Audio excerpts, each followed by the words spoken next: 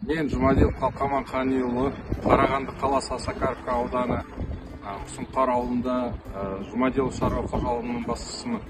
Біз 2013 жыл мен 2022 жылға дейін өзіміздің ауыл шаруашылық техникамызды 90%-ға жаңарттық. 2020 жылы, 22 жылда заманауи жаңа техникалар ала бастадық.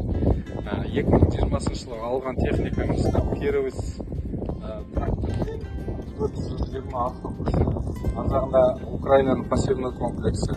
Осы Қарағанды қаласындағы Қазагро қаржы акционерлік қоғамының филиалындағы басшыларға, қызметкерлеріне алғысымызды айтамыз. Көп рахмет айтамыз.